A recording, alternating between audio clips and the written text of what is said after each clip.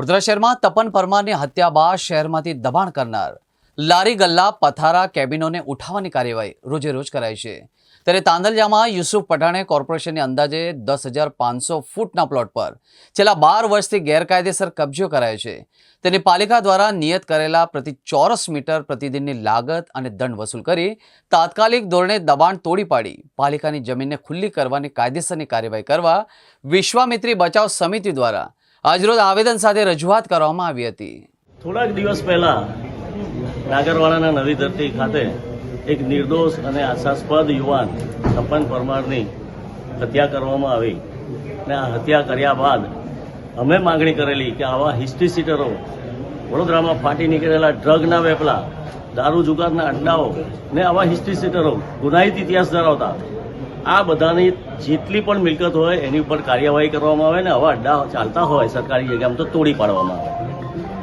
આ બાદ અમે જોયું કે વડોદરાના પાલિકાએ તાંદલજામાં અને બધે જઈને લારીઓ ઉઠાવવાની ચાલુ કરી, ચોક્કસ વિસ્તારની લારીઓ ઉઠાવવાની ચાલુ કરી, કેટલીક જગ્યાએ સાયકલો ઉઠાવવાની લારીઓ ઉઠાવવાની ચાલુ કરી, છાપરા તોડી નાખ્યા।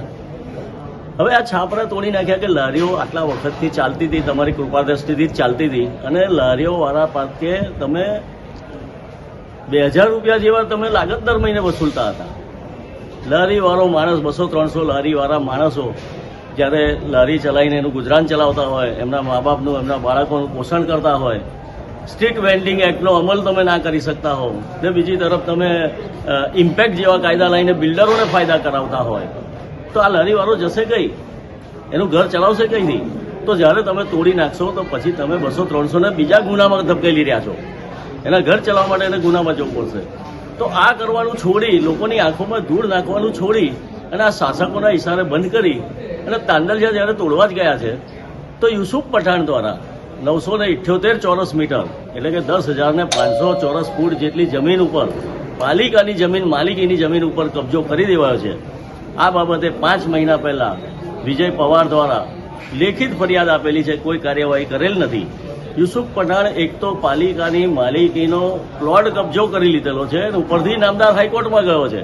નામદાર હાઈકોર્ટમાં પણ જતાં હાઈકોર્ટે એવું કહેલું છે કે તમે પહેલા માલિકી પુરાવા લઈને આવો, કોર્પોરેશન પાસેથી એફિડેવિટ માંગેલું છે। આ બધી કાર્યવાહી જાણી જોઈને ઢીલી કરીને એને ફાવવા દેવામાં આવે છે તો તમે એ પ્લોટનો કબજો કેમ નથી લેતા અને લારીઓવાળાને તોડો છો? હવે જ્યારે લારીઓવાળાને તોડો છો અને તેની પાસેથી જ્યારે 2,000 રૂપિયા તમે મહિને લાગતો વસૂલો છો તો કોર્પોરેશનના નિયમ પ્રમાણે પ્રતિ ચોરસ મીટર 40 રૂપિયા પ્રતિ દિવસના લેવામાં આવે છે જ્યારે કોઈ જગ્યા ઉપર કાર્યક્રમ થાય। વડોદરામાં એક આરએમસી પ્લાન્ટ ચાલતો હતો, એ આરએમસી પ્લાન્ટ ગેરકાયદેસર કોર્પોરેશનની જગ્યામાં ચાલતો હતો તો એને પણ પેનલ્ટી કરવાની નોટિસો આપેલી હતી।